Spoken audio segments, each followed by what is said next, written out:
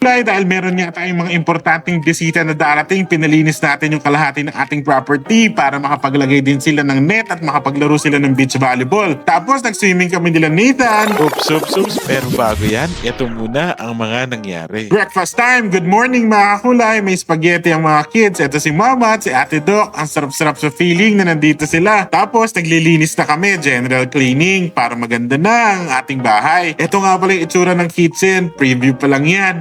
Ganda-ganda ng kitchen na nagawa natin. Ayan naman si Panda, nagpapakitang gila sa gitna. Tapos nandito kami sa beach, mga kahulay. Dito kami nag-breakfast. Ito si Mama, nakakakain na kahit papano kasi pagdating niya dito, talagang ang sama-sama ng pakiramdam niya. Pero she's getting well na, mga kahulay. Ayan naman si Ate Doc at si Roel, doon nila napiling kumain sa tabi ng swimming pool. Kain po tayo, mga kahulay. Kunin niyo na po yung pagkain ninyo. Hay, talagang relaxing ang vibes dito sa amin sa Kamagsaan, dito sa Kapalonga. Kung hindi pa kayo nakakarating ng Kapalonga, mga kulay, pumunta na kayo dito kasi talaga namang eventually mapupuno na ng turista to kasi paganda na dito. Kung makikita nyo, iba talaga si Ron, talagang nililinis na yung kwarto niya kasi mag-move in na siya dito. Tapos ito yung tinutukoy ko sa inyo, mga kulay, nakalahati ng ating property. Kung makikita nyo, nilinis na yung mga buhangin dito kasi magtatayo na ng beach volleyball yung mga bisita natin dyan. Tapos habang iniintay natin kung anong oras silang darating, nag-swimming muna ang mga bata. Hindi ko pa pala nasasabi sa inyo, mga kulay, na habang paparating ang ating mga importanteng bisita ngayon, ito na rin pala yung last day nila MZ at Nathan dito. Pauwi na rin sila ng Maynila. Nakakalungkot, mga kulay, kasi ang sarap-sarap kasama ng mga kids na to. Pauwi na rin sila Ate Doc at si Mama kasi marami silang kailangan gawin doon sa Maynila. Ay, nako. Pero syempre, huwag tayong malulungkot. I-enjoy lang natin ang bawat minuto at bawat oras. Magsiswimming muna tayo dito kasama yung tadbad nyo.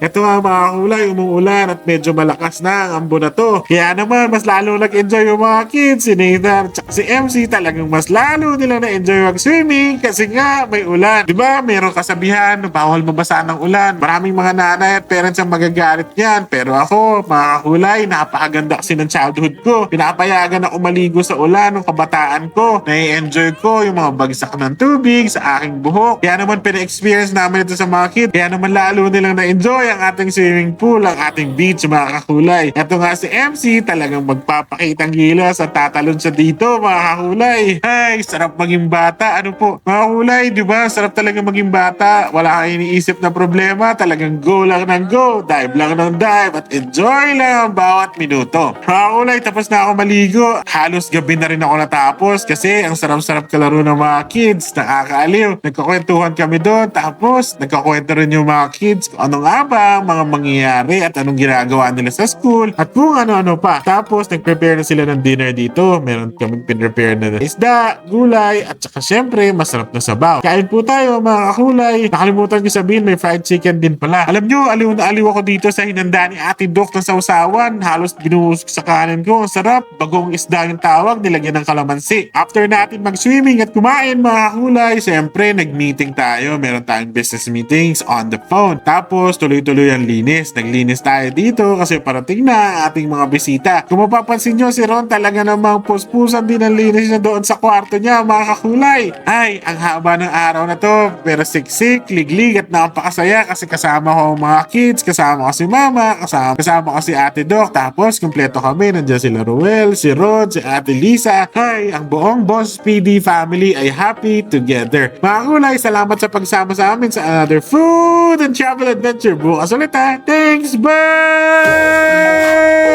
Hindi ko na Boss B, laging na street, walang pa. Boss B, boom boom, walang tatalo pa. Boss B, tatak mo'y dala.